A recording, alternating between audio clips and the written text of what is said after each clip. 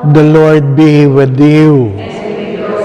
A reading from the Holy Gospel according to Saint Luke.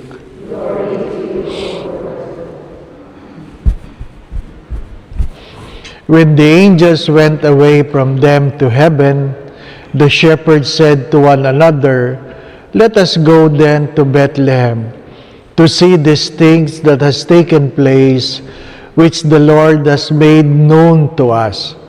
So they went in haste and found Mary and Joseph and the infant lying in the manger. When they saw this, they made known the message that had been told them about this child. All who heard it were amazed by what had been told them by the shepherd. And Mary kept all these things, reflecting on them in her hearts. Then the shepherd returned, glorifying and praising God for all they have heard and seen, just as it had been told to them.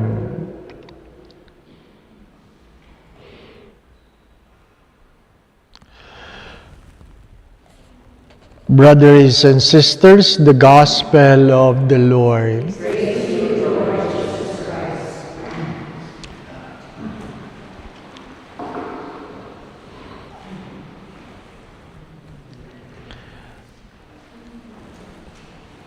I do not know if you can imagine this. We are in a place where Jesus was born, the Prince of Peace.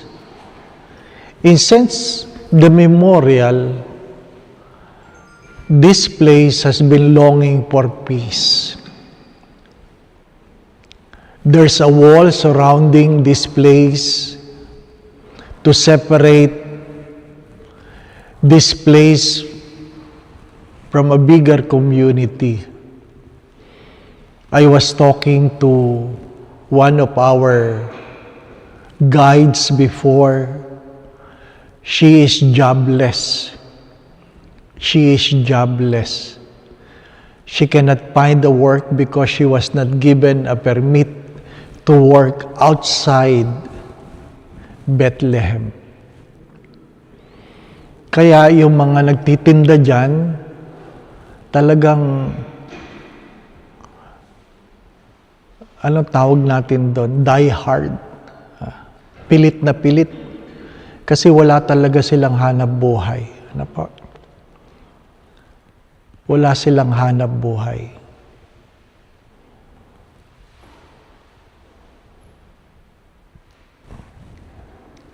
For a long time,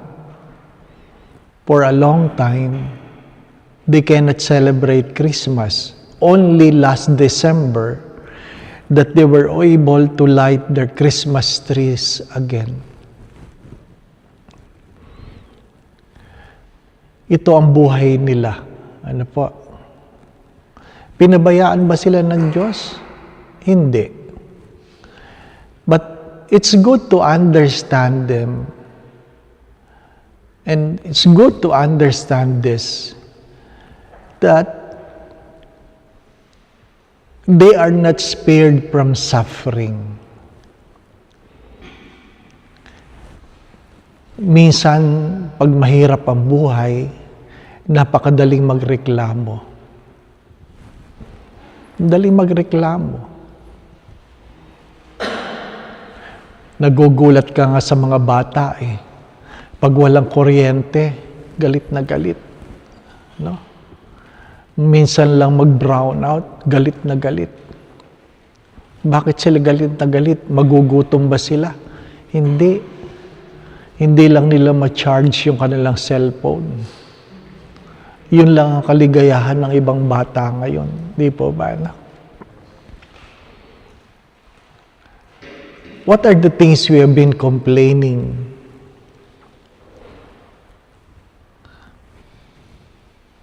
Perhaps mothers can understand this because mothers have this instinct love for their children. Instinct love for their children. Minsan,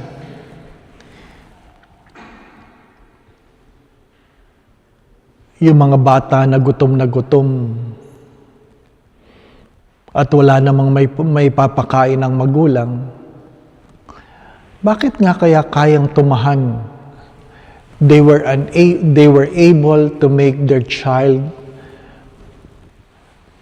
sleep in peace even though they're hungry by the mere assurance of the hug of their mother.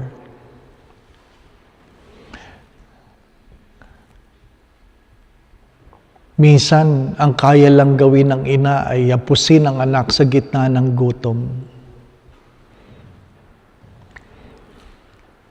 Minsan, mayroong isang picture ng isang bata na madumi, madungis dahil sa gyera. At nang nakakita siya ng mga tao na mayroong baril, sabi niya, I will tell Jesus what you have done. I will tell Jesus what you have done. At a very young age, this little boy knew to whom they can bring their prayers. What I'm trying to say, sometimes living a comfortable life forget us or makes us forget how blessed we are compared to those who have none. Pag masyadong komportable ang buhay, nakakalimutan natin kung gaano tayo pinagpala. How blessed we are. Pag naglalakad ka dyan, inaalo ka ng rosaryo, ng kung ano-ano. Nakatungo ako hindi dahil hindi ko ayaw kong bumili, kundi dahil pagkaminsan nababagabag ang aking kalooban kasi naintindihan ko kung gaano kahirap ang kanilang buhay.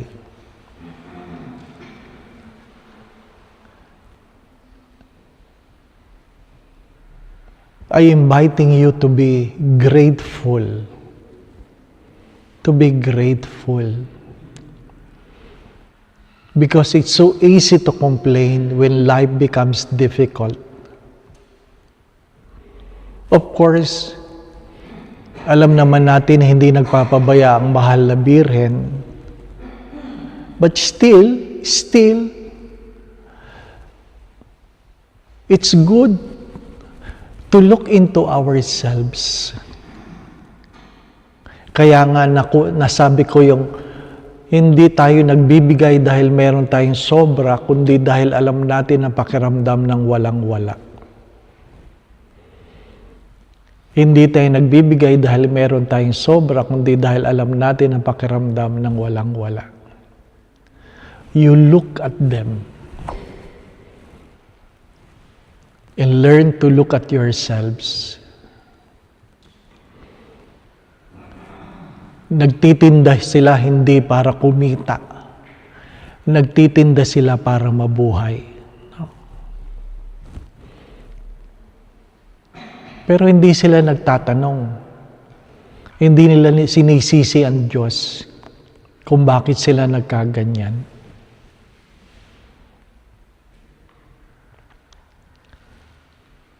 Perhaps one of the things we can bring home after this pilgrimage is to realize how blessed we are. How blessed we are. Yung kaunting sakit, normal yan. Kaunting gutom, normal yan. Kaunting hirap, normal yan. Nagrereklamo tayo dahil nakakalimot tayo na tayo higit na pinagpala kaysa sa mga taong nakatira kung saan ang Diyos ay pinanganak. Kukulitin talaga kayo. Inaamin ko sa inyo, umupo ako doon sa loob ng bus kasi talagang hindi ka nila titigilan eh. Ano pa? Pero konting benta lang. Konting benta lang. Sabi nga ng ibang nagtitinda, for my wife, for my children. Diba?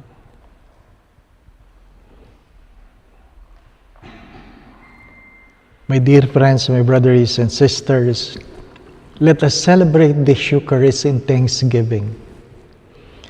Let us celebrate this Eucharist with gratitude.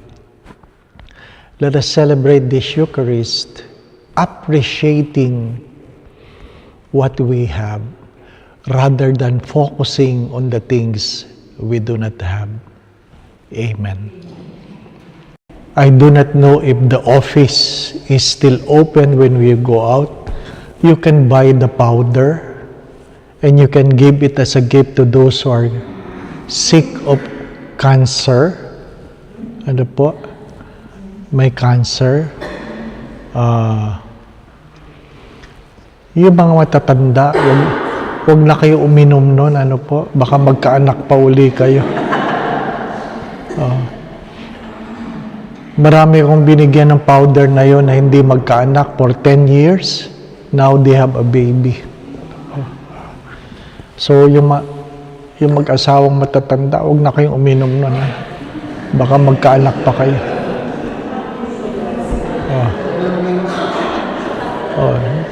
Ate D, huwag ka lang uminom ha. But if you are sick, if you are sick, that powder is miraculous. It comes with the prayer. It comes. Anyway, going back to what I've said, I got a message from a doctor sharing her sentiments, having children who are ungrateful. Sabi ko, ganyan talaga pag lumaki na well provided, they begin to be so entitled. So entitled. Sabi niya, hindi ko nga makorek, Father eh. Baka masaktan, baka magtampo. No? Ang mahirap sa ganun, provided mo, hindi mo lang nabigyan, magtatampo. No? Kaya nagpapasalamat kami. Walang naipamana sa amin kundi diabetes at saka hypertension. Di ba na? Alam niyo yung kwentong, Ma, anong ulam natin? Sabi, tingnan mo sa rep. Sabi ng bata, wala naman tayong rep ah. Ay di wala tayong ulam, no? But I'm sure many of you are so blessed. Learn to be grateful. We cannot have everything, but I know we have the best. Learn to say thank you. The Lord be with you. And may Almighty God bless you and your family, the Father, the Son, and the Holy Spirit. The Mass has been offered. We continue to love and serve the Lord. Hail, Holy Queen, Mother of Mercy, hail our life.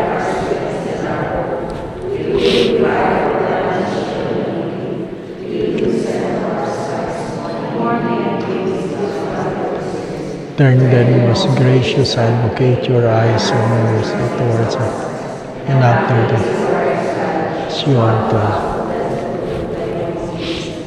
O clement, O loving, O sweet Virgin, pray for us, O Holy Mary, Mother of God.